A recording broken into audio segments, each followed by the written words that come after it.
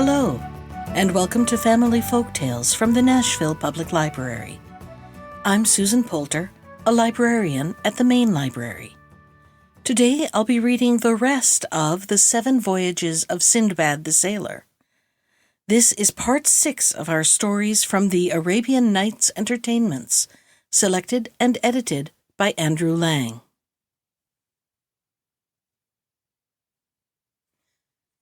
The 4th Voyage. Rich and happy as I was after my 3rd voyage, I could not make up my mind to stay at home altogether. My love of trading and the pleasure I took in anything that was new and strange made me set my affairs in order and begin my journey through some of the Persian provinces, having first sent off stores of goods to await my coming in the different places I intended to visit. I took ship at a distant seaport, and for some time all went well. But at last, being caught in a violent hurricane, our vessel became a total wreck in spite of all our worthy captain could do to save her, and many of our company perished in the waves. I, with a few others, had the good fortune to be washed ashore, clinging to pieces of the wreck, for the storm had driven us near an island, and scrambling up beyond the reach of the waves, we threw ourselves down, quite exhausted, to wait for morning. At daylight we wandered inland, and soon saw some huts to which we directed our steps. As we drew near, their inhabitants swarmed out in great numbers and surrounded us, and we were led to their houses, and as it were divided among our captors. I, with 5 others, was taken into a hut, where we were made to sit upon the ground, and certain herbs were given to us, which the inhabitants made signs to us to eat. Observing that they themselves did not touch them, I was careful only to pretend to taste my portion. But my companions, being very hungry, rashly ate up all that was set before them, and very soon I had the horror of seeing them become perfectly mad. Though they chattered incessantly, I could not understand a word they said, nor did they heed when I spoke to them. The savages now produced large bowls full of rice prepared with coconut oil, of which my crazy comrades ate eagerly, but I only tasted a few grains, understanding clearly that the object of our captors was to fatten us speedily for their own eating, and this was exactly what happened. My unlucky companions, having lost their reason, felt neither anxiety nor fear, and ate greedily all that was offered them. So they were soon fat, and there was an end of them. But I grew leaner day by day, for I ate but little, and even that little did me no good by reason of my fear of what lay before me. However, as I was so far from being a tempting morsel, I was allowed to wander about freely. And one day, when all the inhabitants had gone off upon some expedition, leaving only an old man to guard me, I managed to escape from him and plunged into the forest, running faster the more he cried to me to come back, until I had completely distanced him. For 7 days I hurried on, resting only when the darkness stopped me, and living chiefly upon coconuts, which afforded me both meat and drink. And on the 8th day I reached the seashore, and saw a party of white men gathering pepper, which grew abundantly all about. Reassured by the nature of their occupation, I advanced towards them, and they greeted me in Arabic, asking who I was and whence I came. My delight was great on hearing this familiar speech, and I willingly satisfied their curiosity, telling them how I had been shipwrecked and captured by the savages. "But these savages devour men," said they. "How did you escape?" I repeated to them what I have just told you, at which they were mightily astonished. I stayed with them until they had collected as much pepper as they wished, and then they took me back to their own country and presented me to their king, by whom I was hospitably received. To him also I had to relate my adventures, which surprised him much, And when I had finished, he ordered that I should be supplied with food and raiment and treated with consideration. The island on which I found myself was full of people and abounded in all sorts of desirable things, and a great deal of traffic went on in the capital, where I soon began to feel at home and contented. Moreover, the king treated me with special favor, and in consequence of this, everyone, whether at the court or in the town, sought to make life pleasant to me. One thing I remarked, which I thought very strange. This was that, from the greatest to the least, all men rode their horses without bridle or stirrups. I one day presumed to ask his majesty why he did not use them, to which he replied, "You speak to me of things of which I have never before heard." This gave me an idea. I found a clever workman and made him cut out under my direction the foundation of a saddle, which I wadded and covered with choice leather, adorning it with rich gold embroidery. I then got a locksmith to make me a bit and a pair of spurs after a pattern that I drew for him. And when all these things were completed, I presented them to the king and showed him how to use them. When I had saddled one of his horses, he mounted it and rode about quite delighted with the novelty, and to show his gratitude, he rewarded me with large gifts. After this, I had to make saddles for all the principal officers of the king's household, and as they all gave me rich presents, I soon became very wealthy and quite an important person in the city. One day the king sent for me and said, "Sindbad, I am going to ask a favor of you. Both I and my subjects esteem you and wish you to end your days amongst us. Therefore I desire that you will marry a rich and beautiful lady whom I will find for you, and think no more of your own country." As the king's will was law, I accepted the charming bride he presented to me, and lived happily with her. Nevertheless, I had every intention of escaping at the first opportunity and going back to Baghdad. Things were thus going prosperously with me, when it happened that the wife of one of my neighbors, with whom I had struck up quite a friendship, fell ill and presently died. I went to his house to offer my consolations, and found him in the depths of woe. "Heaven preserve you," said I, "and send you a long life." "Alas," he replied, "what is the good of saying that, when I have but an hour left to live?" "Come, come," said I, "surely it is not so bad as all that. I trust that you may be spared to me for many years." "I hope," answered he, "that your life may be long. But as for me, all is finished. I have set my house in order, and today I shall be buried with my wife. This has been the law upon our island from the earliest ages. The living husband goes to the grave with his dead wife, the living wife with her dead husband. So did our fathers, and so must we do. The law changes not, and all must submit to it." As he spoke, the friends and relations of the unhappy pair began to assemble.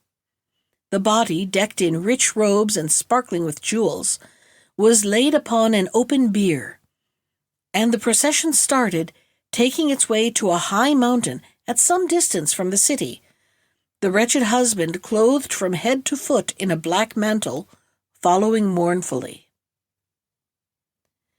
When the place of interment was reached, the corpse was lowered, just as it was, into a deep pit. Then the husband, bidding farewell to all his friends, stretched himself upon another bier, upon which were laid 7 little loaves of bread and a pitcher of water. And he also was let down, down, down, to the depths of the horrible cavern, and then a stone was laid over the opening, and the melancholy company wended its way back to the city. You may imagine that I was no unmoved spectator of these proceedings. To all the others, it was a thing to which they had been accustomed from their youth up. But I was so horrified that I could not help telling the king how it struck me. "Sire," I said, "I am more astonished than I can express to you at the strange custom which exists in your dominions of burying the living with the dead. In all my travels I have never before met with so cruel and horrible a law." "What would you have, Sindbad?" he replied. "It is the law for everybody. I myself should be buried with the queen if she were the first to die."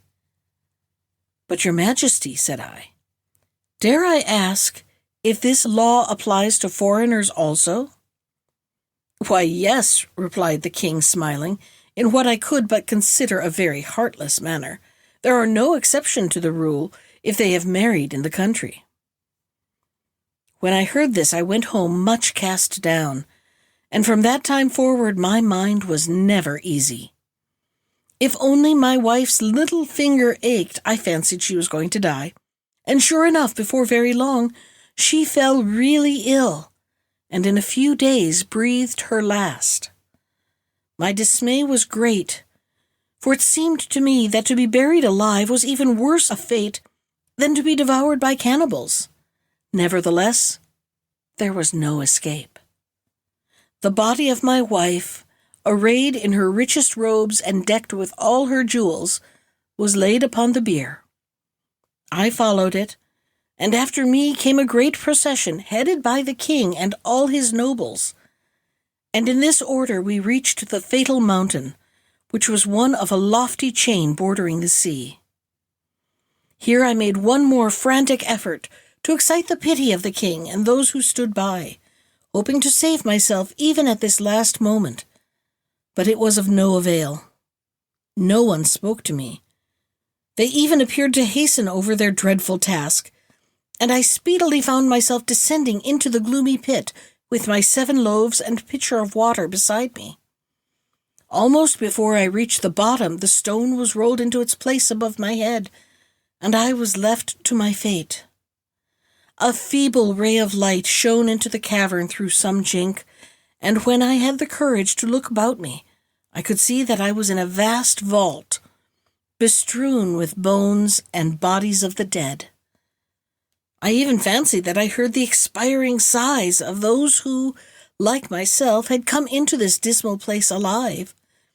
All in vain did I shriek aloud with rage and despair, reproaching myself for the love of gain and adventure which had brought me to such a pass.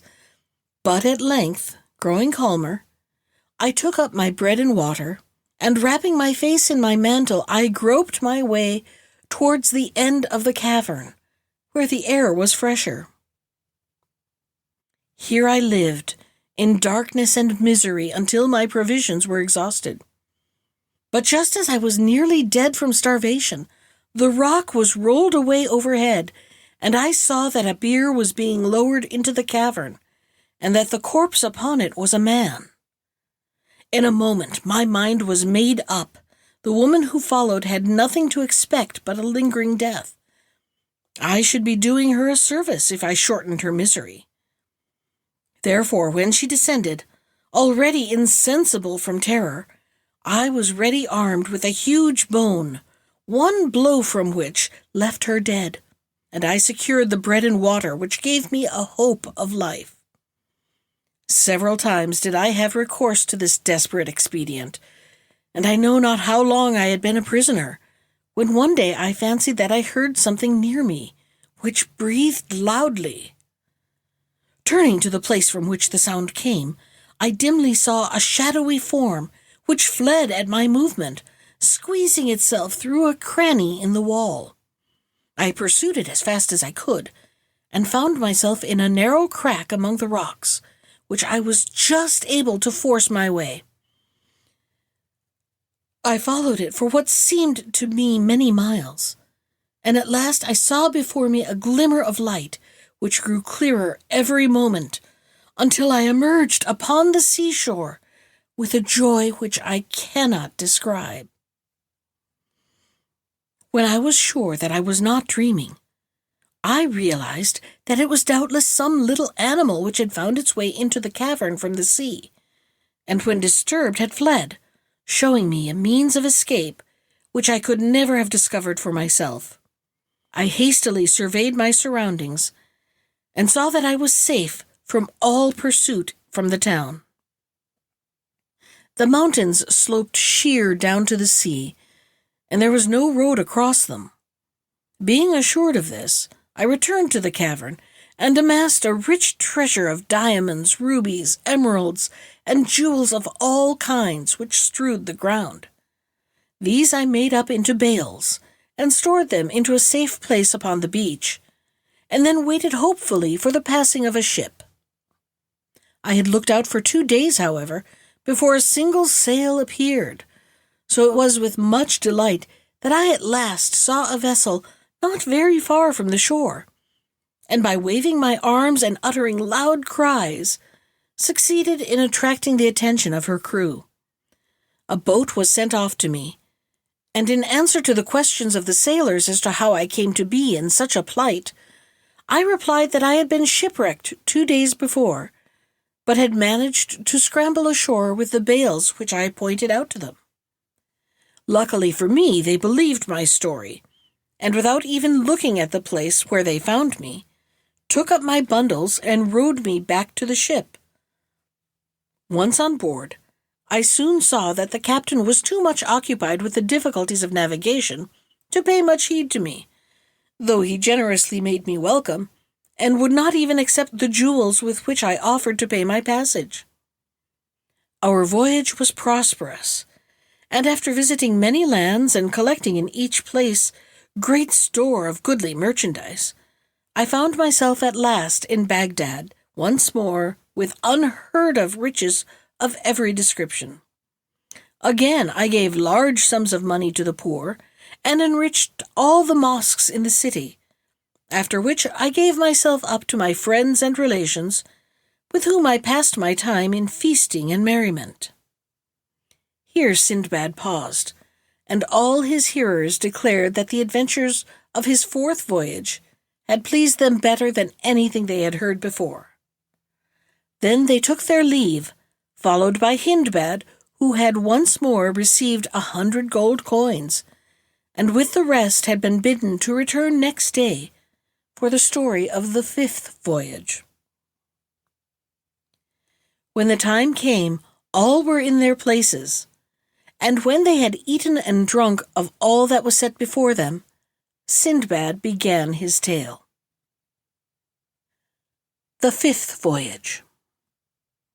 Not even all that I had gone through could make me contented with a quiet life. I soon wearied of its pleasures and longed for change and adventure. Therefore I set out once more, but this time in a ship of my own, which I built and fitted out at the nearest seaport. I wished to be able to call at whatever port I chose, taking my own time, but as I did not intend carrying enough goods for a full cargo, I invited several merchants of different nations to join me. We set sail with the first favorable wind, and after a long voyage upon the open seas, we landed upon an unknown island, which proved to be uninhabited. We determined, however, to explore it, but had not gone far when we found a roc's egg, as large as the one I had seen before, and evidently very nearly hatched, for the beak of the young bird had already pierced the shell. In spite of all I could say to deter them, the merchants who were with me fell upon it with their hatchets, breaking the shell and killing the young roc. Then, lighting a fire upon the ground, they hacked morsels from the bird and proceeded to roast them while I stood by aghast. Scarcely had they finished their ill-omened repast when the air above us was darkened by 2 mighty shadows. The captain of my ship, knowing by experience what this meant, cried out to us that the parent birds were coming, and urged us to get on board with all speed. This we did, and the sails were hoisted, but before we had made any way, the rocs reached their despoiled nest and hovered about it, uttering frightful cries when they discovered the mangled remains of their young one. For a moment we lost sight of them, and were flattering ourselves that we had escaped, when they reappeared and soared into the air directly over our vessel, and we saw that each held in its claws an immense rock ready to crush us. There was a moment of breathless suspense. Then one bird loosed its hold, and the huge block of stone hurled through the air. But thanks to the presence of mind of the helmsman, who turned our ship violently in another direction, it fell into the sea close beside us, cleaving it asunder, till we could nearly see the bottom. We had hardly time to draw a breath of relief before the other rock fell with a mighty crash right in the midst of our luckless vessel, smashing it into 1,000 fragments and crushing or hurling into the sea passengers and crew.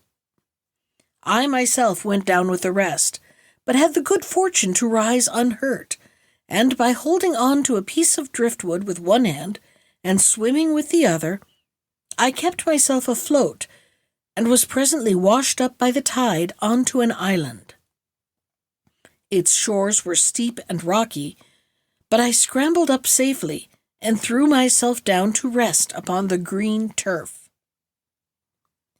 When I had somewhat recovered, I began to examine the spot in which I found myself, and truly it seemed to me that I had reached a garden of delights. There were trees everywhere, and they were laden with flowers and fruit, while a crystal stream wandered in and out under their shadow. When night came, I slept sweetly in a cozy nook, though the remembrance that I was alone in a strange land made me sometimes start up and look around me in alarm, and then I wished heartily that I had stayed at home at ease. However, the morning sunlight restored my courage, and I once more wandered among the trees, but always with some anxiety as to what I might see next. I had penetrated some distance into the island when I saw an old man, bent and feeble, sitting upon the river bank, and at first I took him to be some shipwrecked mariner like myself. Going up to him, I greeted him in a friendly way, but he only nodded his head at me in reply. I then asked what he did there, and he made signs to me that he wished to get across the river to gather some fruit, and seemed to beg me to carry him on my back. Pitying his age and feebleness, I took him up, and wading across the stream, I bent down that he might more easily reach the bank, and bade him get down. But instead of allowing himself to be set upon his feet, even now it makes me laugh to think of it, this creature, who had seemed to me so decrepit, leapt nimbly upon my shoulders, and hooking his legs round my neck, gripped me so tightly that I was well nigh choked, and so overcome with terror that I fell insensible to the ground. When I recovered, my enemy was still in his place, though he had released his hold enough to allow me breathing space, and seeing me revive, he prodded me adroitly, first with one foot and then with the other, until I was forced to get up and stagger about with him under the trees while he gathered and ate the choicest fruits. This went on all day, and even at night, when I threw myself down half dead with weariness, the terrible old man held on tight to my neck, nor did he fail to greet the first glimmer of morning light by drumming on me with his heels, until I perforce awoke and resumed my dreary march with rage and bitterness in my heart. It happened one day that I passed a tree under which lay several dry gourds, and catching one up, I amused myself with scooping out its contents and pressing into it the juice of several bunches of grapes which hung from every bush. When it was full, I left it propped in the fork of a tree, and a few days later, carrying the hateful old man that way, I snatched at my gourd as I passed it, and had the satisfaction of a draught of excellent wine, so good and refreshing that I even forgot my detestable burden, and began to sing and caper. The old monster was not slow to perceive the effect which my draught had produced, and that I carried him more lightly than usual. So he stretched out his skinny hand, and seizing the gourd, first tasted its contents cautiously, then drained them to the very last drop. The wine was strong, and the gourd capacious, so he also began to sing after a fashion. And soon I had the delight of feeling the iron grip of his goblin legs unclasp, and with one vigorous effort I threw him to the ground, from which he never moved again. I was so rejoiced to have at last gotten rid of this uncanny old man that I ran leaping and bounding down to the seashore, where, by the greatest good luck, I met with some mariners who had anchored off the island to enjoy the delicious fruits and to renew their supply of water. They heard the story of my escape with amazement, saying, "You fell into the hands of the old man of the sea, and it is a mercy that he did not strangle you, as he has everyone else upon whose shoulders he has managed to perch himself. This island is well known as the scene of his evil deeds, and no merchant or sailor who lands upon it cares to stray far from his comrades." After we had talked for a while, they took me back with them on board their ship, where the captain received me kindly, and we soon set sail, and after several days reached a large and prosperous-looking town, where all the houses were built of stone. Here we anchored, and one of the merchants, who had been very friendly to me on the way, took me ashore with him, and showed me a lodging set apart for strange merchants. He then provided me with a large sack, and pointed out to me a party of others equipped in like manner. "Go with them," said he, "and do as they do, but beware of losing sight of them, for if you strayed, your life would be in danger." With that he supplied me with provisions and bade me farewell, and I set out with my new companions. I soon learnt that the object of our expedition was to fill our sacks with coconuts. But when at length I saw the trees and noted their immense height and the slippery smoothness of their slender trunks, I did not at all understand how we were to do it. The crowns of the cocoa palms were all alive with monkeys, big and little, which skipped from one to the other with surprising agility, seeming to be curious about us and disturbed at our appearance, and I was at first surprised when my companions, after collecting stones, began to throw them at the lively creatures, which seemed to me quite harmless.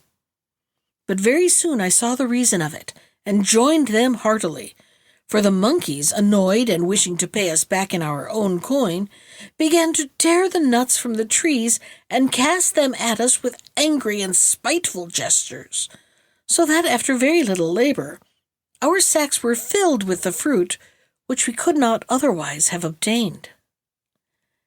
As soon as we had as many as we could carry, we went back to the town, where my friend bought my share and advised me to continue the same occupation until I had earned money enough to carry me to my own country. This I did, and before long had amassed a considerable sum. Just then I heard that there was a trading ship ready to sail, and taking leave of my friend I went on board, carrying with me a goodly store of coconuts, and we sailed first to the islands where pepper grows, then to Komari, where the best aloes wood is found, and where men drink no wine by an unalterable law. Here I exchanged my nuts for pepper and good aloes wood, and went a-fishing for pearls with some of the other merchants, and my divers were so lucky that very soon I had an immense number, and those very large and perfect. With all these treasures I came joyfully back to Baghdad, where I disposed of them for large sums of money, of which I did not fail, as before, to give the 10th part to the poor, and after that I rested from my labors and comforted myself with all the pleasures that my riches could give me. Having thus ended his story, Sindbad ordered that 100 gold coins should be given to Hindbad, and the guests then withdrew. But after the next day's feast, He began the account of his 6th voyage as follows. The 6th voyage. It must be a marvel to you how, after having 5 times met with shipwreck and unheard-of perils, I could again attempt fortune and risk fresh trouble. I am even surprised myself when I look back, but evidently it was my fate to rove, and after a year of repose I prepared to make a 6th voyage, regardless of the entreaties of my friends and relations, who did all they could to keep me at home. Instead of going by the Persian Gulf, I traveled a considerable way overland, and finally embarked from a distant Indian port with a captain who meant to make a long voyage. And truly he did so, for we fell in with stormy weather, which drove us completely out of our course, so that for many days neither captain nor pilot knew where we were, nor where we were going. They did at last discover our position. We had small ground for rejoicing, for the captain, casting his turban upon the deck and tearing his beard, declared that we were in the most dangerous spot upon the whole wide sea, and had been caught by a current which was at that minute sweeping us to destruction. It was too true. In spite of all the sailors could do, we were driven with frightful rapidity towards the foot of a mountain which rose sheer out of the sea, and our vessel was dashed to pieces upon the rocks at its base. Not, however, until we had managed to scramble on shore, carrying with us the most precious of our possessions. When we had done this, the captain said to us, "Now we are here, we may as well begin to dig our graves at once, since from this fatal spot no shipwrecked mariner has ever returned." This speech discouraged us much, and we began to lament over our sad fate. The mountain formed the seaward boundary of a large island, and the narrow strip of rocky shore upon which we stood was strewn with the wreckage of 1,000 gallant ships, while the bones of the luckless mariners shone white in the sunshine. And we shuddered to think how soon our own would be added to the heap. All round, too, lay vast quantities of the costliest merchandise, and treasures were heaped in every cranny of the rocks, but all these things only added to the desolation of the scene. It struck me as a very strange thing that a river of clear, fresh water, which gushed out from the mountain not far from where we stood, instead of flowing into the sea as rivers generally do, turned off sharply, and flowed out of sight under a natural archway of rock. And when I went to examine it more closely, I found that inside the cave the walls were thick with diamonds and rubies and masses of crystal, and the floor was strewn with ambergris. Here then, upon this desolate shore, we abandoned ourselves to our fate, for there was no possibility of scaling the mountain, and if a ship had appeared, it could only have shared our doom.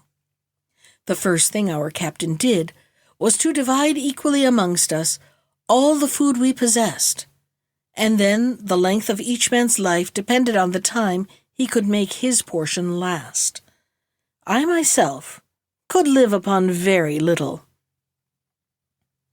Nevertheless, by the time I had buried the last of my companions, my stock of provisions was so small that I hardly thought I should live long enough to dig my own grave, which I set about doing, while I regretted bitterly the roving disposition which was always bringing me into such straits, and thought longingly of all the comfort and luxury that I had left.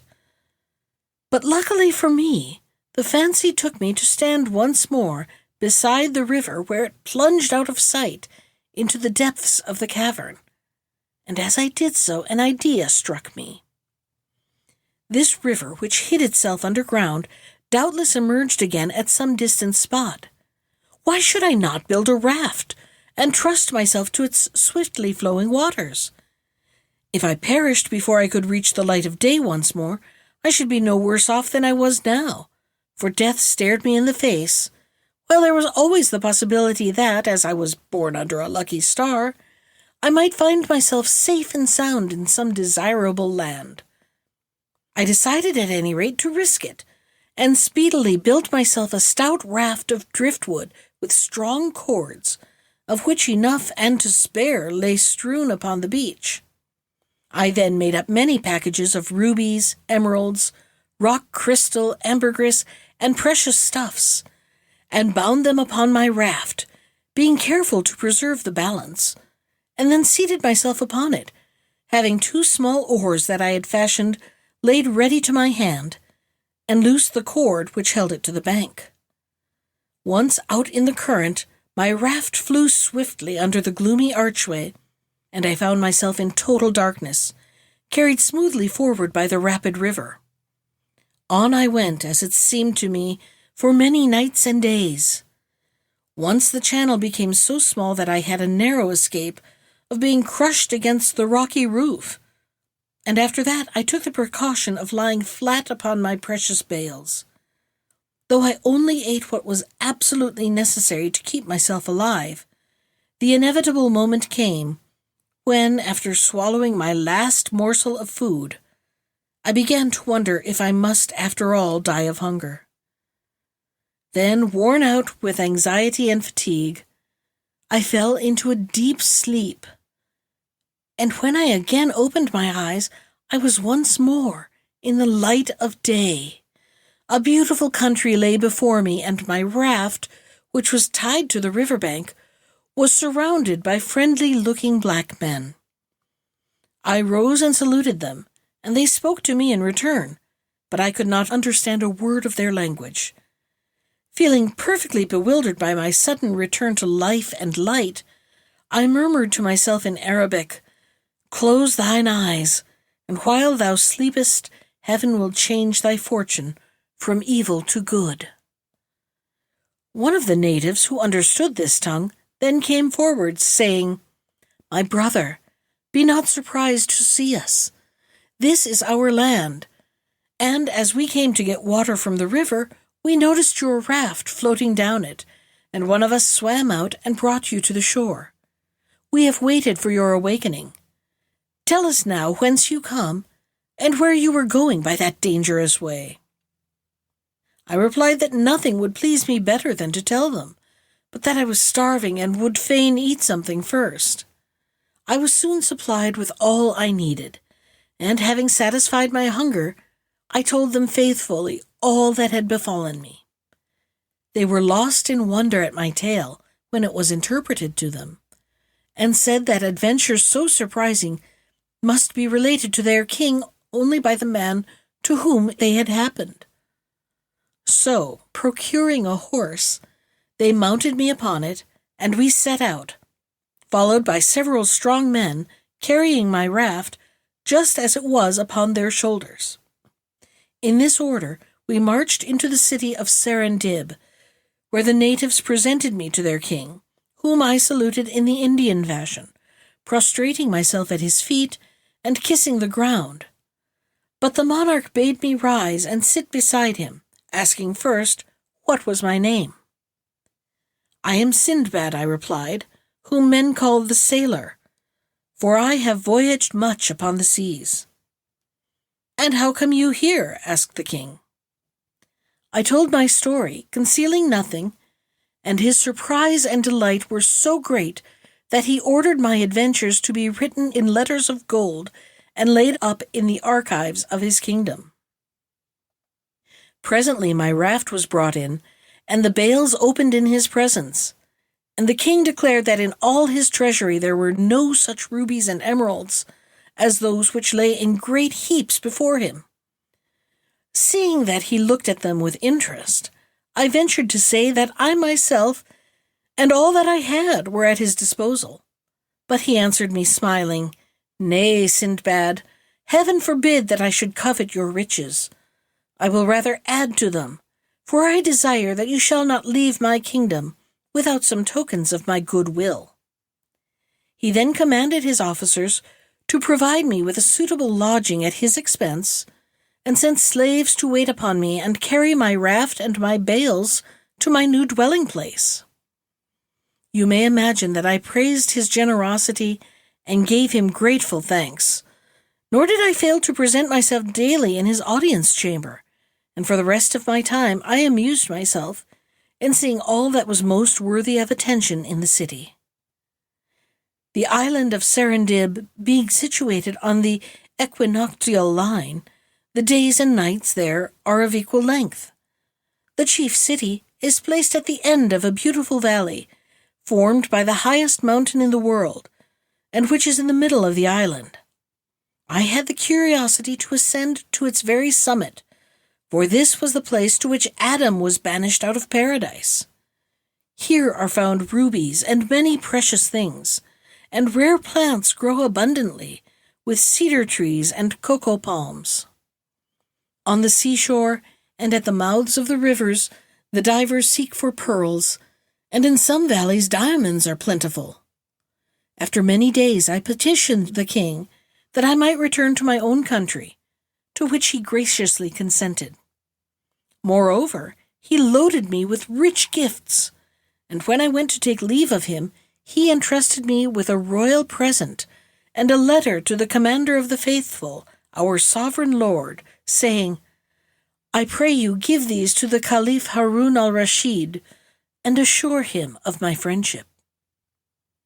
I accepted the charge respectfully, and soon embarked upon the vessel which the king himself had chosen for me.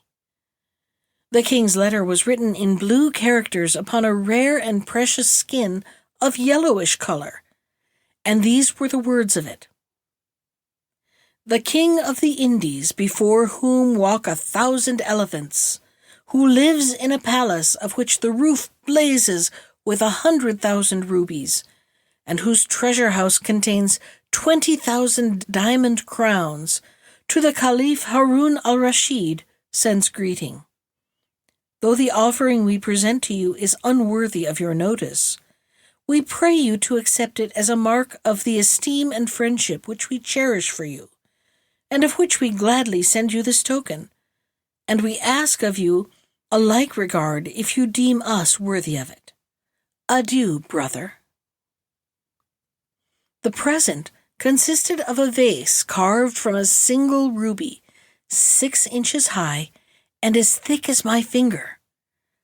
This was filled with the choicest pearls, large and of a perfect shape and luster.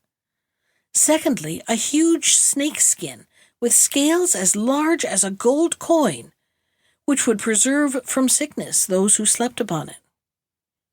Then quantities of aloes wood, camphor, and pistachio nuts, and lastly, a beautiful slave girl whose robes glittered with precious stones.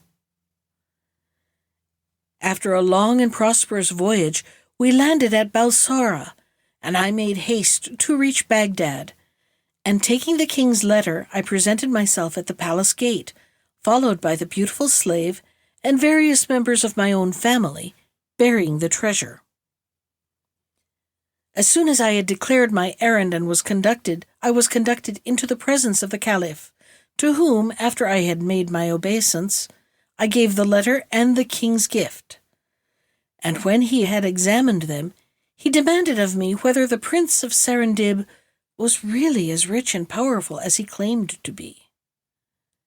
"Commander of the faithful," I replied, again bowing humbly before him, "I can assure your majesty that he has in no way exaggerated his wealth and grandeur. Nothing can equal the magnificence of his palace. When he goes abroad, his throne is prepared upon the back of an elephant, and on either side of him ride his ministers, his favorites, and courtiers. On his elephant's neck sits an officer, his golden lance in his hand, and behind him stands another bearing a pillar of gold, at the top of which is an emerald as long as my hand.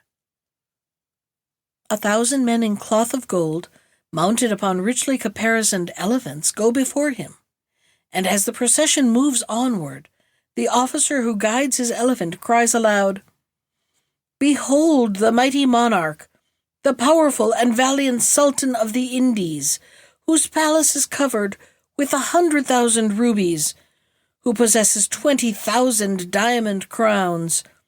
Behold a monarch greater than Solomon and Mirage in all their glory." Then the one who stands behind the throne answers, "This king, so great and powerful, must die, must die, must die." And the first takes up the chant again, "All praise to him who lives forevermore." Furthermore, my lord, in Serendib no judge is needed, for to the king himself his people come for justice. The Caliph was well satisfied with my report. "From the king's letter," said he, "I judged that he was a wise man. It seems that he is worthy of his people, and his people of him." So saying, he dismissed me with rich presents, and I returned in peace to my own house. When Sindbad had done speaking, his guests withdrew, Hindbad having first received 100 gold coins, but all returned next day to hear the story of the 7th voyage. Sindbad thus began. The 7th and last voyage. After my 6th voyage, I was quite determined that I would go to sea no more. I was now of an age to appreciate a quiet life, and I had run risks enough. I only wished to end my days in peace. One day, however, when I was entertaining a number of my friends, I was told that an officer of the Caliph wished to speak to me, and when he was admitted, he bade me follow him into the presence of Harun al-Rashid, which I accordingly did. After I had saluted him, the Caliph said, "I have sent for you, Sindbad, because I need your services. I have chosen you to bear a letter and a gift to the king of Serendib in return for his message of friendship." The Caliph's commandment fell upon me like a thunderbolt. "Commander of the Faithful," I answered, "I am ready to do all that your Majesty commands, but I humbly pray you to remember that I am utterly disheartened by the unheard-of sufferings I have undergone. Indeed, I have made a vow never again to leave Baghdad." With this, I gave him a long account of some of my strangest adventures, to which he listened patiently. "I admit," said he, "that you have indeed had some extraordinary experiences, but I do not see why they should hinder you from doing as I wish. You have only to go straight to Serendib and give my message. Then you are free to come back and do as you will. But go you must. My honor and dignity demand it." Seeing that there was no help for it, I declared myself willing to obey, and the Caliph, delighted at having got his own way, gave me 1,000 gold coins for the expenses of the voyage. I was soon ready to start, and, taking the letter and the present, I embarked at Balsora and sailed quickly and safely to Serendib. Here, when I had disclosed my errand, I was well received and brought into the presence of the king, who greeted me with joy. "Welcome, Sindbad," he cried. "I have thought of you often and rejoiced to see you once more." After thanking him for the honor that he did me, I displayed the Caliph's gifts. First, a bed with complete hangings, all cloth of gold, which cost 1,000 gold coins, and another like to it of crimson stuff. 50 robes of rich embroidery, 100 of the finest white linen from Cairo, Suez, Kufa, and Alexandria. Then more beds of different fashion, and an agate vase carved with the figure of a man aiming an arrow at a lion, and finally a costly table, which had once belonged to King Solomon. The king of Serendib received with satisfaction the assurance of the Caliph's friendliness toward him, and now my task being accomplished, I was anxious to depart, but it was some time before the king would think of letting me go. At last, however, he dismissed me with many presents, and I lost no time in going on board a ship, which sailed at once, and for 4 days all went well. On the 5th day we had the misfortune to fall in with pirates, who seized our vessel, killing all who resisted, and making prisoners of those who were prudent enough to submit at once, of whom I was one. When they had despoiled us of all we possessed, they forced us to put on vile raiment, and sailing to a distant island, there sold us for slaves. I fell into the hands of a rich merchant, who took me home with him, and clothed and fed me well, and after some days sent for me and questioned me as to what I could do. I answered that I was a rich merchant who had been captured by pirates, and therefore I knew no trade. "Tell me," said he, "can you shoot with a bow?" I replied that this had been one of the pastimes of my youth, and that doubtless with practice my skill would come back to me. Upon this he provided me with a bow and arrows, and mounting me with him upon his own elephant, took the way to a vast forest which lay far from the town. When we had reached the wildest part of it, we stopped, and my master said to me, "This forest swarms with elephants. Hide yourself in this great tree, and shoot at all that pass you. When you have succeeded in killing one, come and tell me." So saying, he gave me a supply of food and returned to the town, and I perched myself high up in the tree and kept watch. That night I saw nothing, but just after sunrise the next morning, a large herd of elephants came crashing and trampling by. I lost no time in letting fly several arrows, and at last one of the great animals fell to the ground dead, and the others retreated, leaving me free to come down from my hiding place and run back to tell my master of my success, for which I was praised and regaled with good things. Then we went back to the forest together and dug a mighty trench in which we buried the elephant I had killed, in order that when it became a skeleton, my master might return and secure its tusks. For 2 months I hunted thus, and no day passed without my securing an elephant. Of course, I did not always station myself in the same tree, but sometimes in one place, sometimes in another. One morning, as I watched the coming of the elephants, I was surprised to see that, instead of passing the tree I was in as they usually did, they paused and completely surrounded it, trumpeting horribly and shaking the very ground with their heavy tread. And when I saw that their eyes were fixed upon me, I was terrified, and my arrows dropped from my trembling hand. I had indeed good reason for my terror, when an instant later, the largest of the animals wound his trunk round the stem of my tree, and with one mighty effort tore it up by the roots, bringing me to the ground entangled in its branches. I thought now that my last hour was surely come, but the huge creature, picking me up gently enough, set me upon its back, where I clung more dead than alive, and followed by the whole herd, turned and crashed off into the dense forest.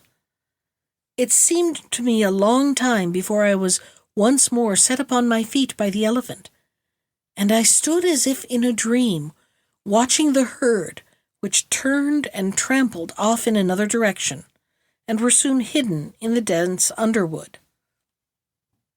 Then, recovering myself, I looked about me, and found that I was standing upon the side of a great hill, strewn as far as I could see on either hand with bones and tusks of elephants.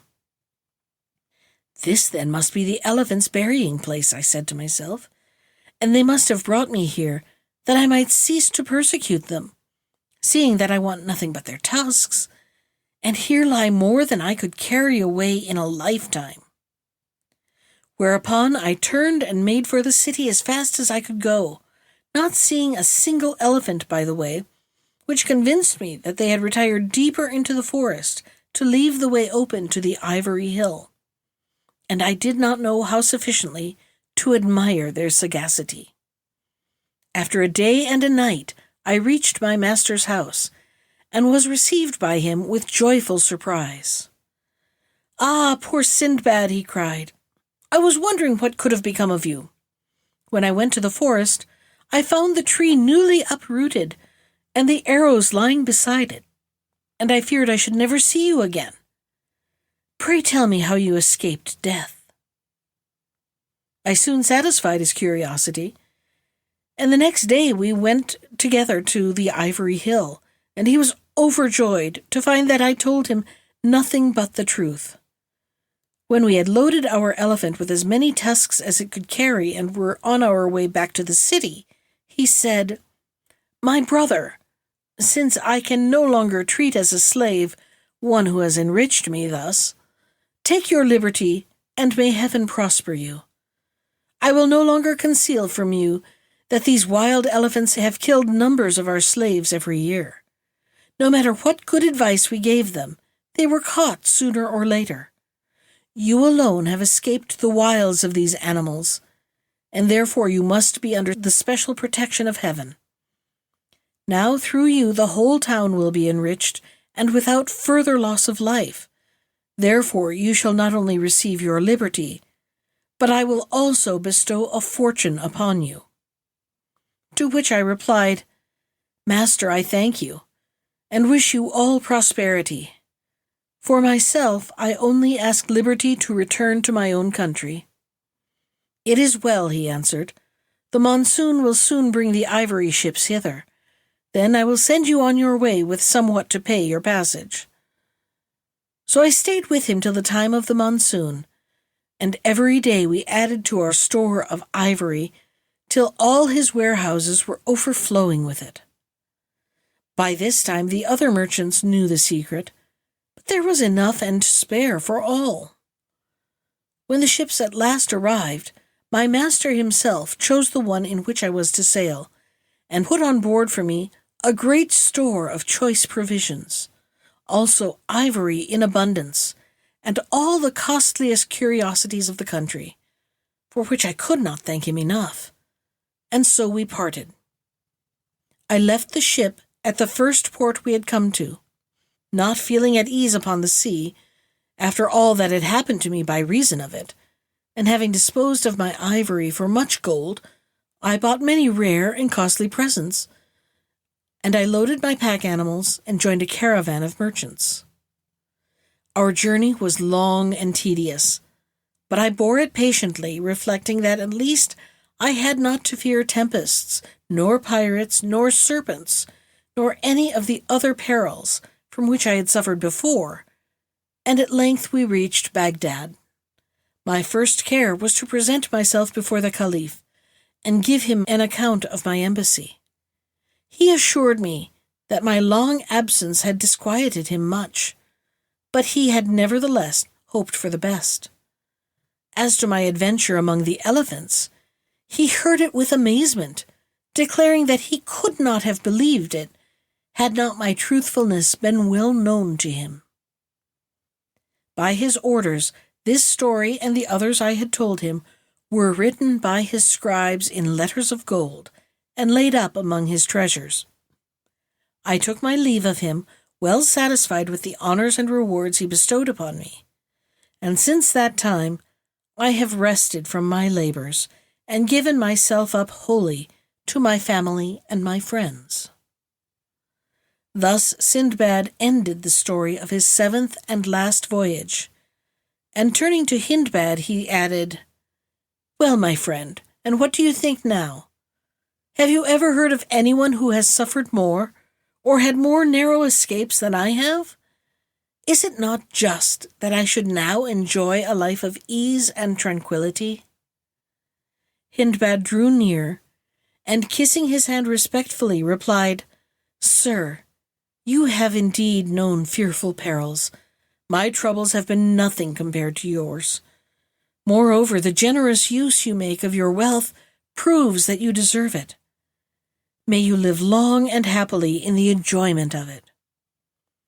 Sindbad then gave him 100 gold coins, and henceforward counted him among his friends. Also he caused him to give up his profession as a porter, and to eat daily at his table, that he might all his life remember Sindbad the sailor. That was the conclusion of The 7 Voyages of Sindbad the Sailor from the Arabian Nights Entertainments, selected and edited by Andrew Lang. Special thanks to Ginger Sands for our theme music. You can find more of Ginger's music at iTunes or on her website at www.gingersands.com. And if you'd like to comment on today's story, send me an email. I can be reached at susan.poulter, that's Poulter, @nashville.gov. Thanks for listening.